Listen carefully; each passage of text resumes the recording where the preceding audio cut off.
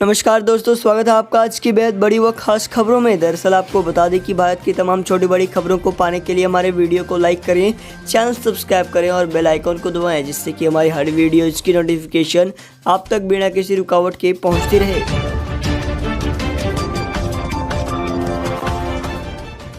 आइए दोस्तों, बात करते हैं पहली बड़ी खबर की ओर। आपको बता दें, बाजार में आ गई कोरोना वायरस की दवा, जाने जुड़ी सभी जानकारी। दरअसल आपको बता दें, पतंजलि आयुर्वेद ने कोरोना वायरस के इलाज का सफल दावा करते हुए दवा लॉन्च की। इस दवा को दिव्य कोरोनिल टैबलेट नाम दिया गया है। बाबा रामदेव ने कहा कि पतंजलि ने खतरनाक वायरस के इलाज के लिए इस आयुर्वेदिक दवा को तैयार किया। आज हरिद्वार में इस दवा को लॉन्च किया गया। दवा यह है कि इस दवा का सेवन करने पर रोगी 5 से 14 दिनों के अंदर ठीक हो जाता है। बता दें कि इससे पहले गिलोय को लोगों ने इम्यूनिटी बढ़ाने के लिए भारी संख्या में खरीदा था। कई जगहों तो इसकी कमी भी हो गई थी। बाबा रामदेव और पतंजलि के सीईओ बालकृष्ण ने इस दवा के क्लिनिकल ट्रायल के नतीजे सामने रखे। इस दवा को पतंजलि रिसर्च इंस्टीट्यूट और national institute of medical science Jaipur ने मिलकर तैयार किया। इसका उत्पादन हरिद्वार की दिव्य फार्मेसी और पतंजलि आयुर्वेद लिमिटेड कर रहे हैं। दवा को लॉन्च करते हुए योग गुरु बाबा रामदेव ने कहा कि पूरे देश को कोरोना वायरस की दवा की प्रतीक्षा थी, इसलिए आखिरकार हमने दवा को तैयार कर लिया है। उन्होंने बताया कि इस दवा का परीक्षण 280 रोगियों पर किया गया है और सभी रोगी स्वस्थ हो चुके हैं। बाबा रामदेव ने बताया कि इस दवा का सेवन करने के बाद किसी भी रोगी को कोई परेशानी नहीं हुई और न ही किसी की मौत हुई। उन्होंने बताया कि दवा का सेवन करने के बाद 3 दिन में 69% कोरोना मरीज ठीक हो गए। वहीं 7 दिन बाद 100% मरीज ठीक हो चुके थे। उनका कहना है कि यह एक ऐतिहासिक क्षण है, क्योंकि पतंजलि ने कोरोना जैसी खतरनाक बीमारी के लिए आयुर्वेदिक दवा को तैयार किया। अब दुनिया भर में आयुर्वेद को खूब ख्याति मिलेगी। आगे बात करते हैं अगली बड़ी खबर की। आपको बता दें कि चीनी कंपनियों को एक और बड़ा झटका, सरकारी खरीद में भी अब सिर्फ स्वदेशी को मिलेगा बढ़ावा। दरअसल आपको बता दें, भारत चीन सीमा पर चल रहे तनाव के बाद केंद्र सरकार ने एक और कड़ा कदम उठाया। केंद्र सरकार ने सभी सरकारी खरीद के लिए मौजूदा ई-कॉमर्स पोर्टल पर बिकने वाले प्रोडक्ट के लिए कंट्री ऑफ ओरिजिन बताना अनिवार्य कर दिया। बताया जा रहा है कि इस फैसले से चीनी कंपनियों को बहुत ज़्यादा नुकसान होने वाला है। मामले से जुड़े जानकारियों का कहना है कि केंद्र सरकार ने अपने सभी सप्लायर्स के लिए उत्पादों के तैयार होने वाले देश यानी कंट्री ऑफ ओरिजिन बताना अनिवार्य कर दिया है। साथ ही चीन का नाम लिए बगैर सरकार ने निर्देश दिया कि किसी भी सरकारी खरीद में देशी प्रोडक्ट को ही तरजीह दी जाए।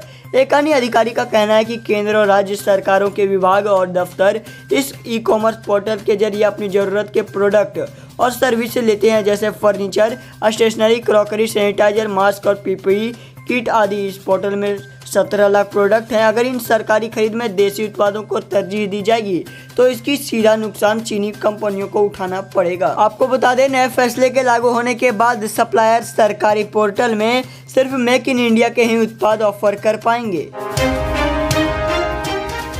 तो वहीं बात करते हैं कर्नाटक से जुड़ी बड़ी खबर। इस राज्य की राजधानी में कोरोना रोकने के लिए फिर से होगा लॉकडाउन, सीएम ने दिया यह बड़ा बयान। दरअसल आपको बता दें, कोरोना के मामले तेजी से बढ़ते ही जा रहे हैं। ऐसे में कर्नाटक के सीएम वीएस येदियुरप्पा ने सोमवार को मंत्रियों और सीनियर अधिकारियों के साथ मीटिंग की। ये मीटिंग बेंगलुरु में कोरोना के फैलाव को रोकने के मुद्दे पर हुई। उन्होंने अधिकारियों को बेंगलुरु में कोरोना वायरस को रोकने के लिए लॉकडाउन के उपायों को लागू करने का निर्देश दिया। आपको बता दें, मीटिंग में सीएम ने बेंगलुरु में बढ़ने वाले केसों को रोकने के लिए रोकथाम संबंधी उपायों को सख्ती से लागू करने के निर्देश दिए।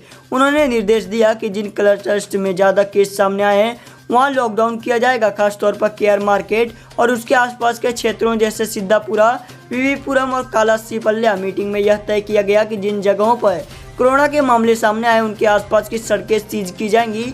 जो लोग क्वारंटाइन नियमों का पालन नहीं करेंगे उनके खिलाफ सख्त कार्रवाई की जाएगी और साथ ही एफआईआर दर्ज की जाएगी। आपको बता दें, इसके अलावा अधिकारियों को यह निर्देश दिए गए हैं कि वह प्राइवेट हॉस्पिटल में कोरोना के इलाज के रेट तय करें। बैठक में सभी वार्डों में बुखार क्लिनिकल स्थापित करने का भी निर्णय लिया गया है। आपको बता दें, मीटिंग में अधिकारियों को यह भी निर्देश दिए गए कि जो लोग सोशल वेलफेयर हॉस्टल्स और सरकारी इंस्टीट्यूशन में क्वारंटाइन किए गए हैं उनके लिए हाइजीन और बेसिक व्यवस्थाएं होनी चाहिए। वहीं योगी सरकार का बड़ा फैसला, यूपी में बिजली विभाग चीनी सामान का नहीं करेगा इस्तेमाल। दरअसल आपको बता दें कि भारत चीन के बीच सीमी विवाद के बाद यूपी सरकार ने कड़ा फैसला लिया है। बिजली विभाग ट्रांसमिशन व उत्पादन के साथ ही किसी भी काम के लिए चीन से निर्मित उपकरण का उपयोग नहीं करेगा। इतना ही नहीं, एनर्जी एफिशिएंसी सर्विसेज लिमिटेड द्वारा यूपी के लिए मुहैया कराए गए इंडोनेशिया से खरीदे गए स्मार्ट मीटर को उपभोक्ताओं के घरों पर लगाने पर रोक लगा दी गई है।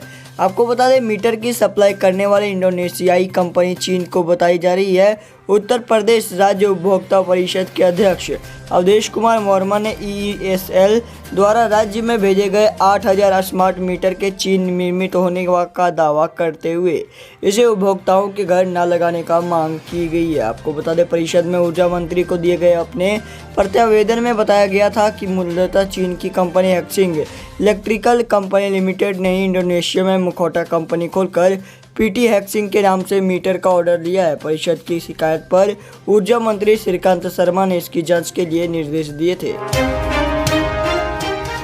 वहीं बाबा रामदेव को बड़ा झटका। आयुष मंत्रालय ने कोविड-19 की दवा कोरोनिल के विज्ञापन पर लगाई रोक। दरअसल आपको बता दें, बाबा रामदेव की कंपनी पतंजलि ने कोरोना वायरस के इलाज के लिए एक आयुर्वेदिक दवा लॉन्च की थी। पतंजलि ने दावा किया था कि कंपनी द्वारा विकसित आयुर्वेदिक दवा कोरोनिल कोरोना वायरस रोगियों को 5 से 14 दिनों के भीतर ठीक करने में सक्षम है। पतंजलि को बड़ा झटका देते हुए केंद्रीय आयुष मंत्रालय ने कोरोनिल के विज्ञापन पर रोक लगा दी है। आपको बता दें, केंद्रीय आयुष मंत्रालय ने कहा है कि बिना मानक की जांच कराए किसी भी दवा के विज्ञापन पर अगले आदेश तक रोक रहेगी।